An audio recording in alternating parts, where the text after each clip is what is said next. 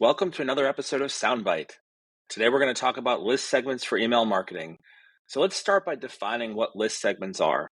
So when we think of a list segment, really it's a segment of our audience, so a portion of our overall marketing audience. So if we think of our CRM or any database we have of current prospects, when we start to break them into different groups based on certain criteria, those would be considered segments.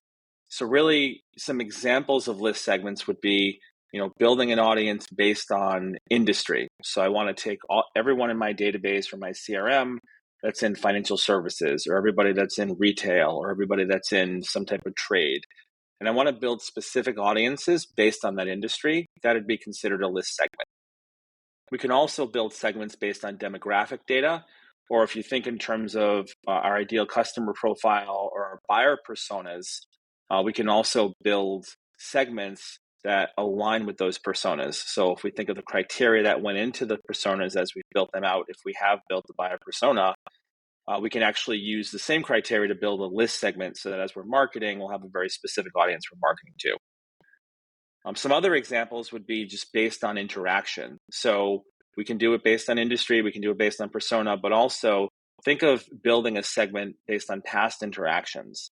So I want to take an audience of everybody that I have not had any interaction with in the past 6 months, for example, or I want to build a list segment based on people that have interacted with my brand on some level within the last 3 weeks, 4 weeks, 6 weeks. So anyone that's visited the website, anyone that's opened a previous email, I want to take that engaged audience and build a segment of that engaged audience.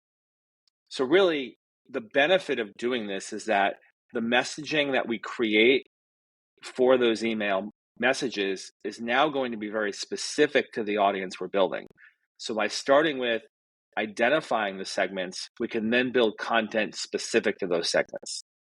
And the benefit of that is going to be higher response rate and higher conversions because the messaging that we're putting out will speak specifically to those audiences. So it gives us a better chance to really hone in on exactly what that audience may be looking for and touch on the pain points that audience has, which will be very different across segments. So we do want to hone in on the specifics of what information that audience or that segment is going to be looking for, and then ultimately build the segments first, and then build the messaging that speaks specifically to those segments.